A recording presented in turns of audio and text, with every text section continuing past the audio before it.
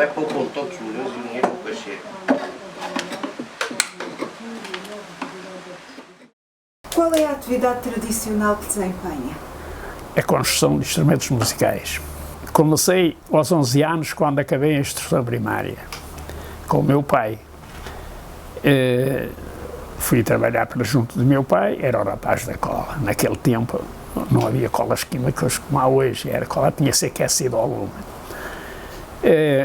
Aguentei-me assim 2 anos mais ou menos a trabalhar com o meu pai, mas eu via que chegava ali às 5 horas, eu sofria bastante.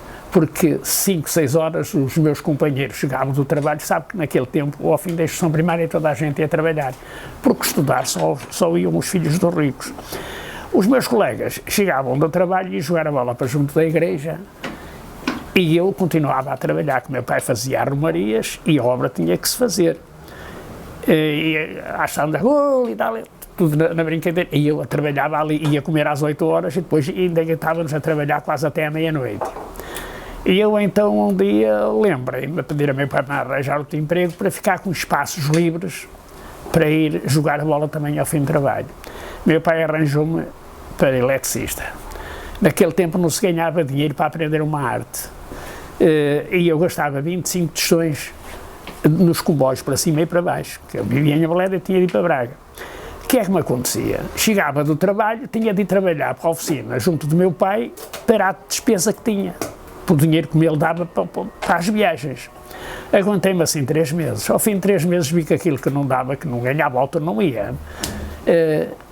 Vim-me embora. Arranjei, fui trabalhar para uma litografia, mas já arranjado por mim. Fui trabalhar para uma litografia, ao sábado vou receber 5 escudos por dia, mas tinha de comer à minha custa, porque na aprendizagem eletricista o patrão dava de comer ao meio-dia. Ali tinha de comer ao meio-dia, vou a pagar no sábado, os 5 escudos que ganhava por dia era para comer ao meio-dia.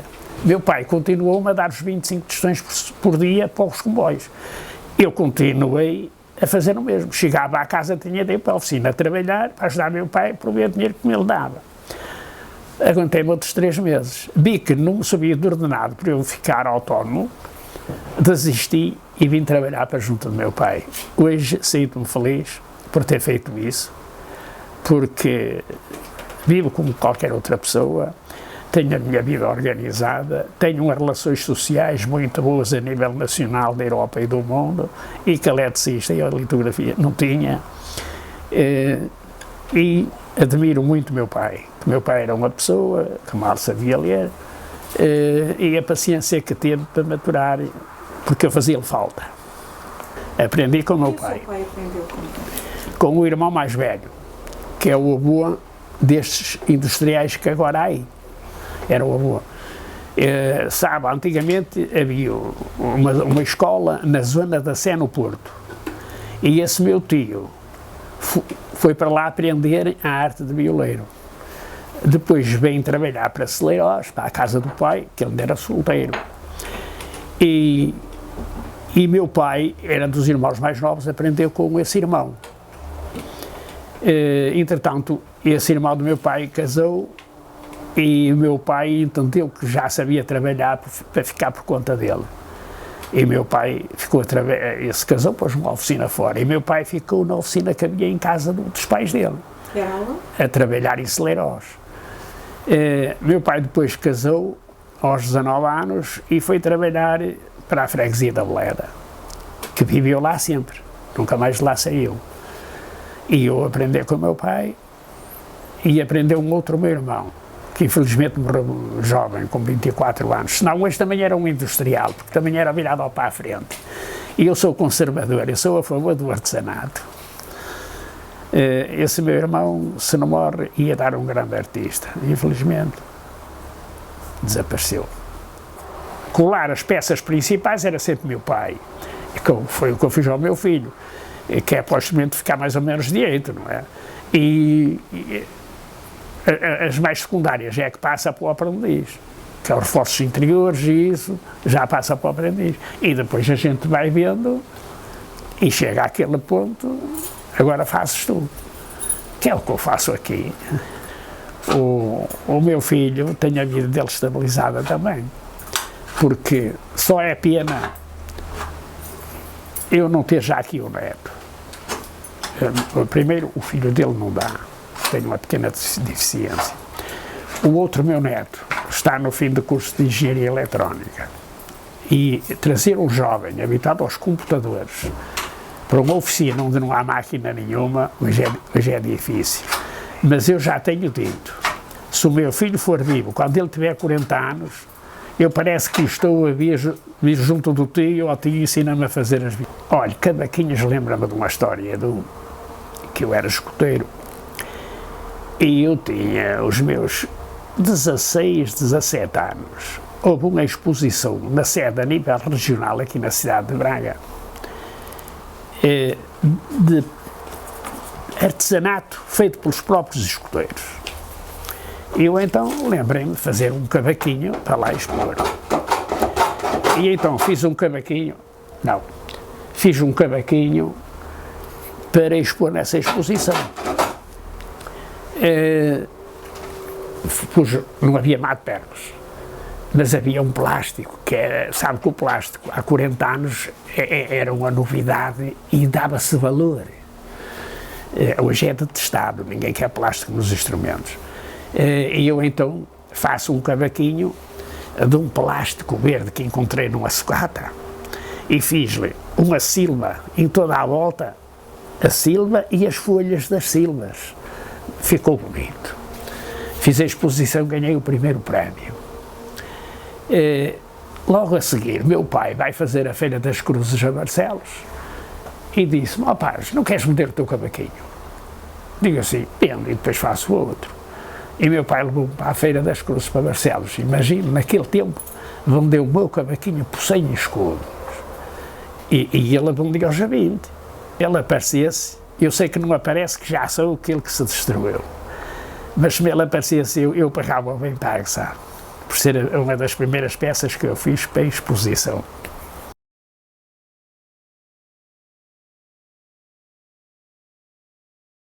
Começa-se por serrar o tampo da frente e depois meter os embutidos na boca. Depois é preciso tratar do braço. Preparar o braço, serrá-lo, colar a patilha, serrar os encaixes para as ilhargas e colar esse braço ao tampo. E a parte de trás, que é um contraforte que leva para a junção das ilhargas, que nós lhe chamamos o bregueiro. Depois já há que tratar das ilhargas, raspá-las, endireitá-las, direitinhas e bregá-las, moldá-las nesse tipo de fogareiro que é o farol.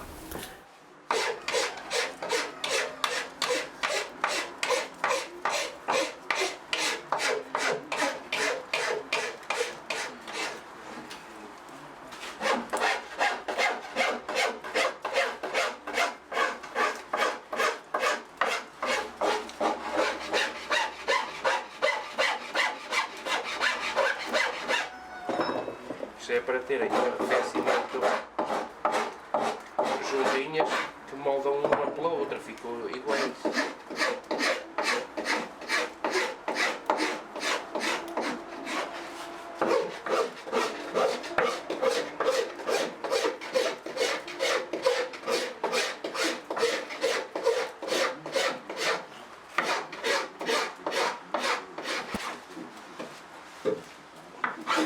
Depois vamos chamar, quer meter o instrumento, é colar as ilhargas ao tampo, os contrafortes por dentro.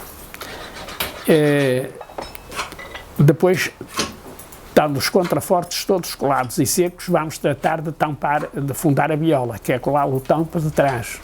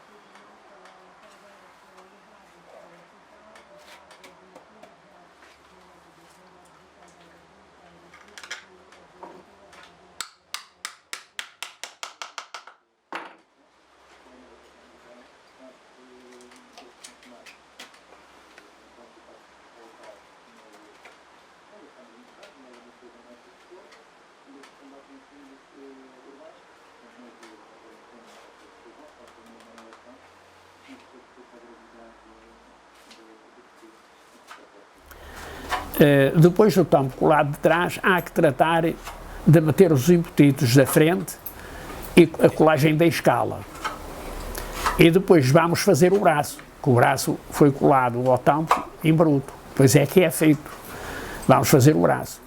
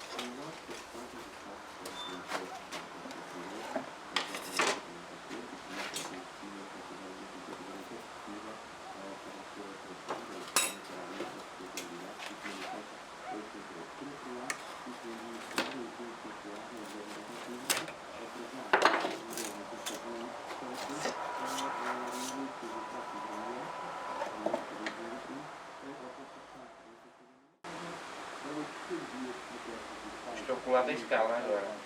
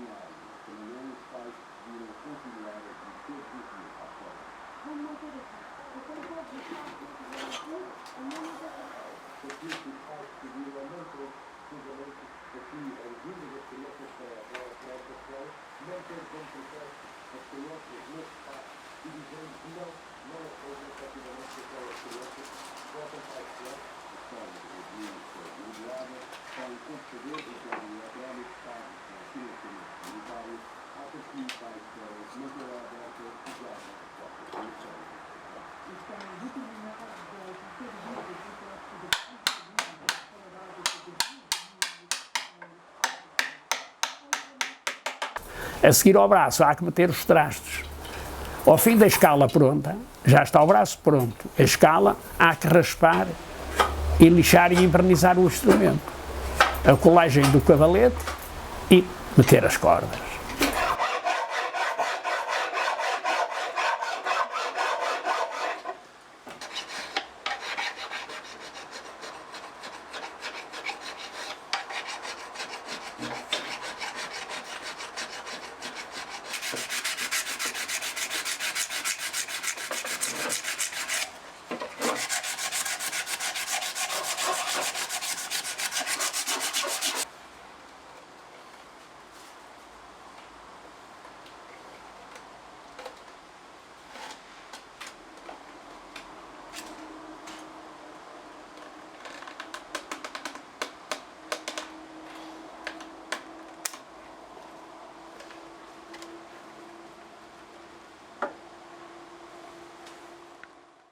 Ora bem, nós aqui continuamos com os mesmos passos como aprendi com o meu pai, o artesanato. Só mudei a questão do verniz, que de resto, e a cola, que de resto, Ferramentas e... os processos são os mesmos. Não, houve outra alteração. Introduzimos as lixadeiras, os bloquinhos. Sabe, o que tens é elétrico, é a lixadeira, e o barbequinho da Black Deca, de furar, que antigamente não havia isso. É do meu tempo que ainda era tudo à mão. Ainda os tenho aí. E parte, alguma da ferramenta do meu pai veio para o museu. Tenho lá embaixo uma máquina de serrar um tico-tico, que tem mais de 100 anos. E está lá, era do meu pai. E tenho lá uma outra, que eu adquiri também em segunda mão, que também está lá embaixo. Depois é que dou uma entrevista, vamos jogar no Totobola, e o senhor em Guimarães viu essa entrevista e viu que o volante da minha máquina de serrar cabanava bastante. E disse para a esposa, este senhor merece ser uma máquina melhor. Fez-me e veio-me a trazer um domingo à tarde, que é aquela que está ali ao serviço. Que aquilo é uma máquina muito boa. Ele fez duas, fez uma para mim e outra para ele. Ora bem, nós usamos ferramentas que não há à venda no mercado, parte delas. Temos um fogareiro que nós chamamos o farol, que é para bregar as ilhárias, para dar a forma às ilhárias. Os nossos palhetes são tipo facas de sapateiro. Não pode ser com a base que corta direito, tem que ser ao diagonal.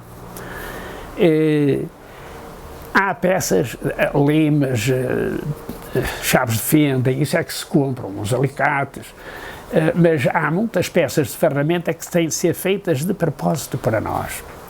Até há palhetes que são tão finos, tão frágeis, que também não se encontram no mercado, têm que mandar ser feitos de propósito para nós. E aonde? Ora bem, há sempre serralheiros com muita habilidade, em que eles nas horas vagas em casa fazem isso. E quem é o seu serralheiro? Olha, infelizmente, morreu agora há poucos anos. Era quem me fazia tudo. Pá, se tivesse problemas em alguma casa, estas grades que vê por aí, tudo isto foi tudo feito por ele. Era um homem que, ferramenta, para dar tamperas no aço, era a coisa melhor que havia. Como é que ele se chamava? Era o Joaquim.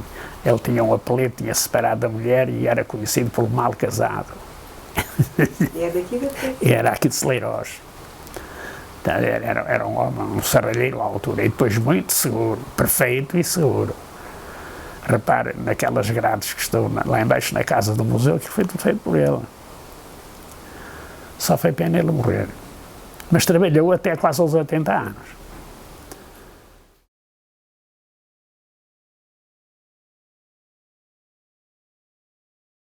Se for uma peça em condições, só tem a mão de obra nacional. Tem que ser tudo importado. O pau santo, que vem do Brasil, ou da Índia, que são aqui duas qualidades de pau santo. Temos os tampos em pinha-falantes, que são madeira criada nos países nórdicos, que também são importados. Temos o braço para os instrumentos, mogno, bem do Brasil. Quer dizer, o ébano, bem da Índia, para as escalas. Temos Só o leque da guitarra é que é nosso, porque só em Portugal é que se fabricam guitarras e também tem que se cá fabricar os leques. Porque se forem outros instrumentos, já vem tudo de fora. Tudo, porque as grandes fábricas só aceitam grandes encomendas e que trabalham praticamente para a Europa e para o mundo. E nós aqui nunca houve indústria que se interessasse muito a trabalhar assim em grandes quantidades. Ora bem, se for madeiras nacionais, eu tenho um senhor que negocia madeiras e a gente recomenda, quando aparecer uma nogueira boa, não te esqueças, e ele vai lá. É daqui de Priscos, aqui uma freguesia vizinha. E ele é negociante de madeiras? É negociante de madeiras, e ele arranja-nos boas nogueiras. Agora, aqui há 2 anos, ou há 3 anos, a nogueira de Guidões. 4. Já vai há 4. Há 4 anos apareceu aqui um senhor a rogar com a nogueira ao meu filho. E meu filho foi lá vê-la. Foi lá vê-la e não hajam dúvidas. A nogueira era uma nogueira que eu trabalho nisto há 60 e tal anos. Nunca gastámos nogueira tão bonita como a que estamos a gastar agora. E essa nogueira tem uma história muito engraçada, sabe? Essa nogueira secou, estava seca há 20 anos, há cerca de 20 anos, e ele não a botava abaixo. Porque debaixo dessa nogueira existia um banco de pedra. E tinha namorado ali a sogra dele, namorou ele com a mulher e namorou a filha com o marido que tem hoje. Quer dizer, foram 3 gerações a namorar debaixo dessa nogueira. E havia grandes recordações. E então ele deitava a nogueira abaixo. A nogueira começou a tombar com o tempo para cima do telhado da casa. Ele viu que ia provocar estragos, deitou abaixo. Depois lembrou-se. Também mandar fazer 3 instrumentos da mesma nogueira para ficar um para cada família da recordação da sombra que ela lhes deu. E o meu filho fez então 3 instrumentos dessa madeira para ficar um para cada casal de recordação. Ora, essa nogueira, eu nunca vi nogueira tão bonita. Eu ainda lhe vou mostrar. Ora bem, nogueira, tília, árvores de jardim. Depois temos cerejeira, que também dá. Temos a Austrália. E temos o chopo, que é muito bom para os interiores. Se vamos estrangeiras, há uma casa aqui na Europa, Espanha, em Valência, há 2, que importam essas madeiras todas já serradas para instrumentos, mas só para violas clássicas.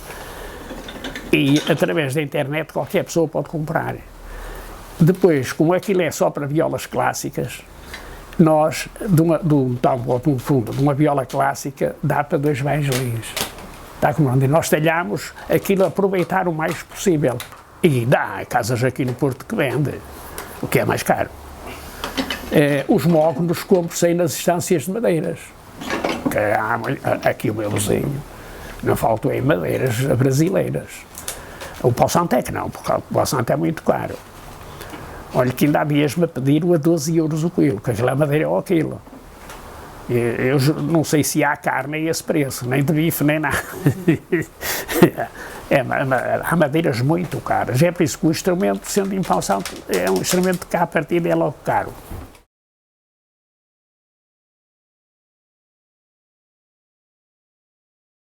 Eu fabrico todos os instrumentos como acabou de ver no museu. Violas, cavaquinhas, violas típicas todas, as campanizas, as veiroas, as toeiras, as amarantinas, as braguesas, os cavaquinhos, guitarras, violões, bandolins, e restaura-se aqui muitos instrumentos. Eu restauro também instrumento de arco. Não fabrico, mas restauro muitos instrumentos de arco, violinos, contrabaixos, violoncelos, isso. Tenho clientes de toda a gama social, da mais pobre à mais rica. A nível nacional, a nível da Europa e do mundo. Eu tenho instrumentos feitos aqui em vários museus da Europa. Quando estiveram aqui os senhores do Japão, o conservador da tecnologia de Tóquio, a fazer um trabalho, tive de arranjar 3 instrumentos para levar para o Museu da Tecnologia para o Japão. Aqui atrasado, o meu filho teve de arranjar uns para ir para o museu para a América. Eu tenho um trabalho num museu em Berlim, agradeço a Ernesto Veiga de Oliveira, que foi ele também que me indicou para trabalhar para esse museu, foi ele veio cá como conservador desse museu alemão. Tenho lá um trabalho engraçado que são as violas típicas portuguesas e a construção artesanal do cavaquinho, as 13 fases principais. Trabalhei para um museu de um rapaz amigo que tem um museu assim privado em Madrid, o Luís Delgado, que é um senhor que é jornalista espanhol. Tenho também no museu em Itália. Aqui há muitos músicos profissionais, o Pedro Barroso, o Júlio Pereira, muita gente. O Zé Barros dos Navegantes, o António Prata Roma dos Quatro Caminhos, arranjos folclóricos, que há uma série de arranjos folclóricos que são meus clientes, turmas académicas. Eu tenho muitos clientes, felizmente. Para fora, tenho grandes músicos que me visitam. Eu fiz coleção para 2 professores espanhóis que vinham aqui encomendar 2 instrumentos. Quando os viesse buscar, deixava outros 2 encomendados, a andar assim anos. Aqui, trabalhei.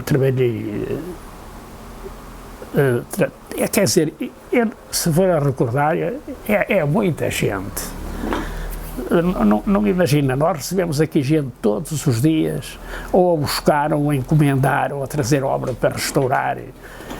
Nós fazemos restauros, não é só ao nível daqui, há imigrantes que dão conhecimento, que têm conhecimento comigo e trazem instrumentos da França, da Itália, da Suíça para se ajeitar aqui. Nós felizmente não temos problema com o trabalho. O Dom Vaz esteve aqui, passou aqui uma tarde, também fiz uma viola. Coincidiu da viola dos Beatles, está pronta, foi ele quem me levou.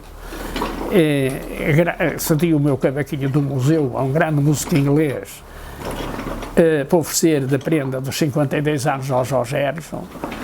Em restauro estou mais, como é que eu vou dizer, mais caçado no trabalho de restauro. O restauro é uma coisa e construir de novo é outra. Porque o construir de novo são as fases sempre seguidas. O restauro, por vezes, a gente está a puxar o instrumento por um lado e ele a arrebentar pelo outro. É mais delicado. E eu, como estou mais caçado em restauros, no geral sou sempre quem restauro. E o meu filho está mais na obra nova. Mas se for preciso restaurar, ele também restaura. Ora bem, eu devo muito a Dr. Ernesto Pega de Oliveira, porque foi ele quem me envolveu nessa família dos instrumentos já quase extintos, que foi a toeira de Coimbra, as beiroas, as campaniças. São instrumentos que deve-se a esse homem eles ter reaparecido, porque fui eu quem os fiz através dos que estavam no Museu de Tecnologia em Lisboa, porque se não fosse isso, aquilo tinham mesmo praticamente morrido. Hoje já não falta gente a tocar campaniças, beiroas. Antigamente estava uma escola de beiroa ali para lá de Castelo Branco. As campaniças, há uma associação, a Évora, não é, Alfredo? Castro Verde, que já as fazem lá. E tudo orientado daqui. Ernesto Pega de Oliveira, 1964, salvo erro. E tanto é que ele ofereceu uma das primeiras obras dele, Instrumentos Populares Portugueses, e no autógrafo, salvo erro, está lá, 1964. E depois eu era muito visitado por ele e pelo Sr. Benjamin, porque sabe que eu fui aqui um ponto que ajudei bastante na ocasião, na recuperação de instrumentos velhos, e alguns que não apareciam, fiz alguns novos. E cheguei ao ponto de me dar uma ordem que se me aparecesse aqui instrumentos velhos, que eu entendesse que eram bons para o museu, de os tentar comprar ao ponto de oferecer novos pelos velhos. E que arranjei alguns, que nem toda a gente gosta de vender, que às vezes os instrumentos têm um valor estimativo muito grande, que vem já do avô, vem do pai.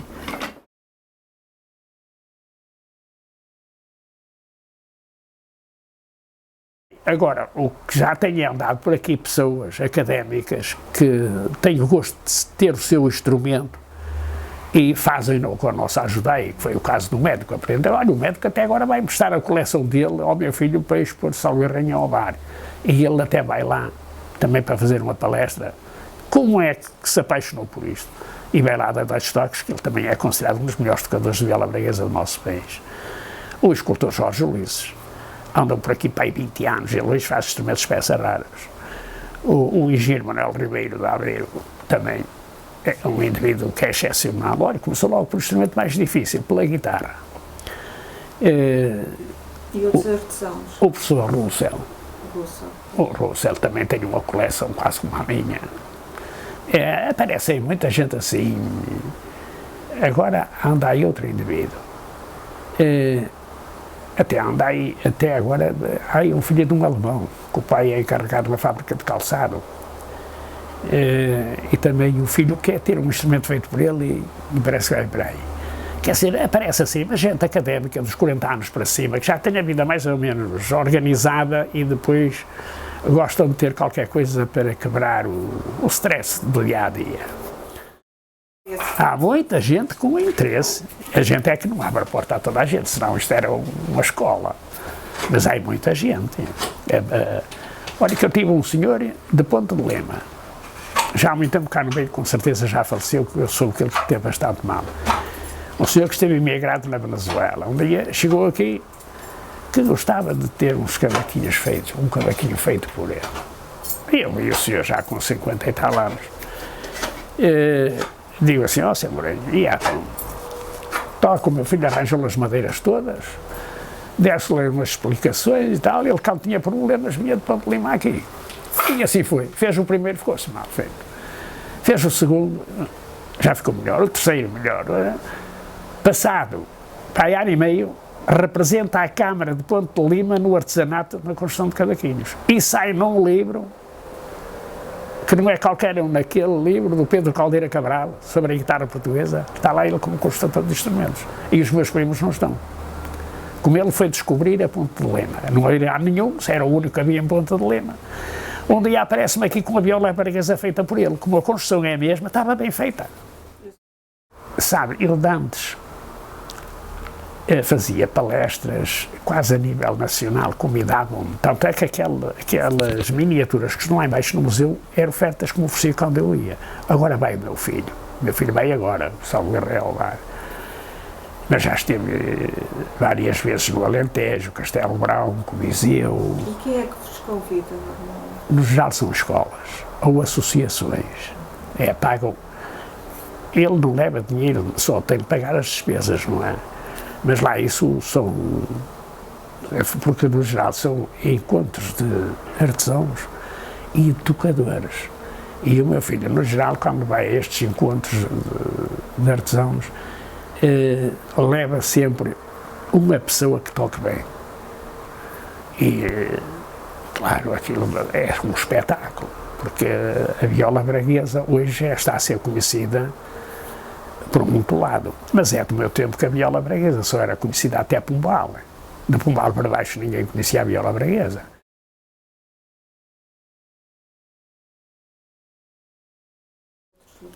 Ora bem, eu aprendi com o meu pai em Aboleda e quando caso vim para aqui, e sempre foi aqui. Primeiro é onde estava agora o museu, depois a casa era bastante escura, que tinha janelas muito pequenas, que era uma construção bastante antiga.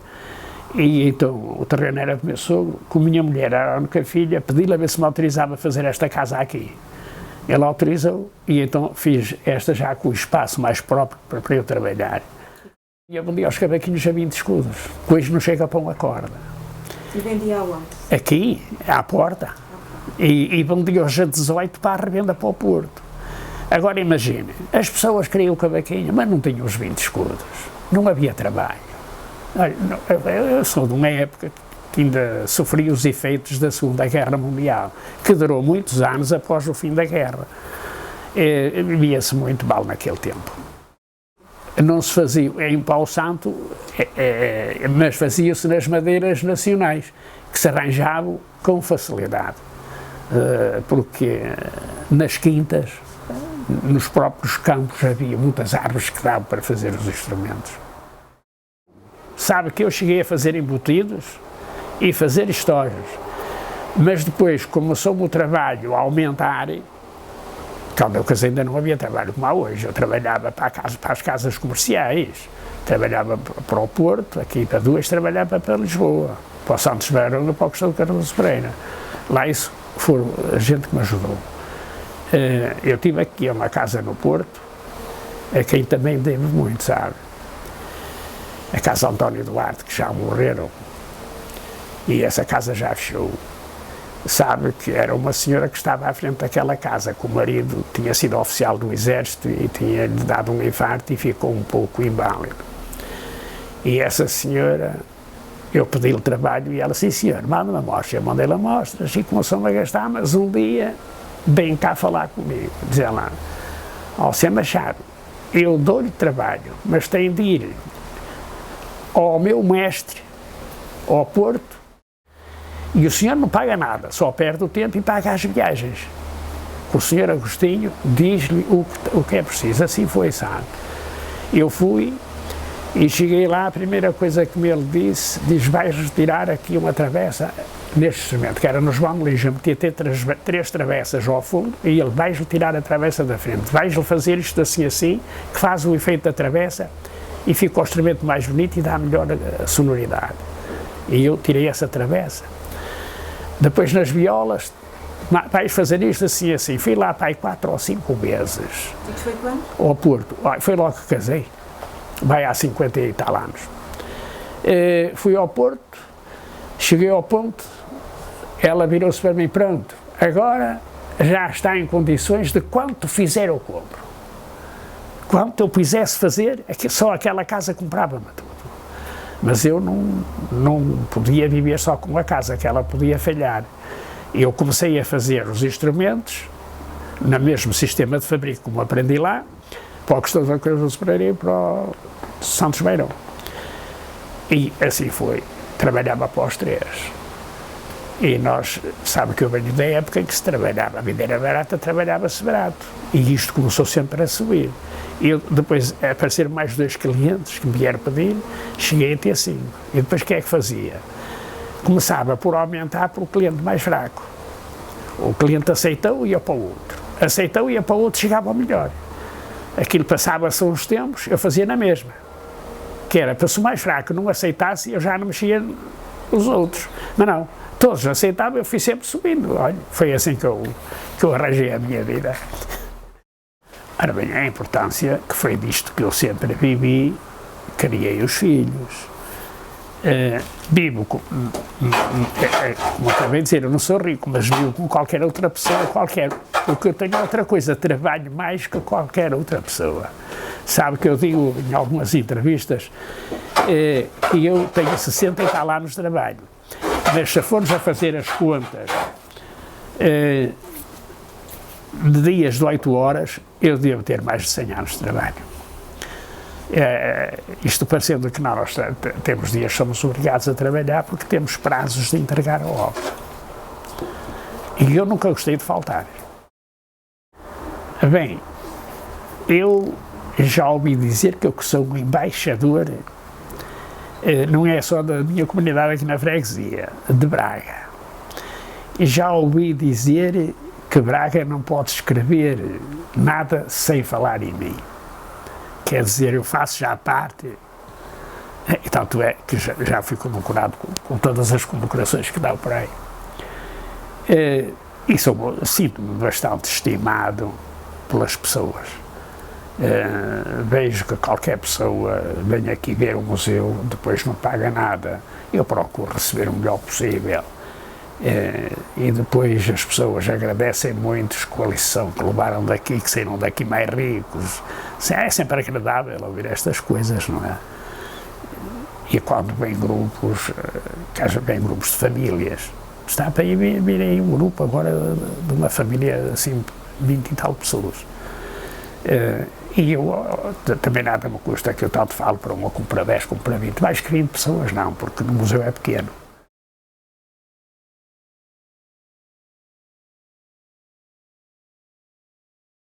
Agora não tem havido, porque há uma pessoa muito doente no meio dessa comunidade que vinha para aqui.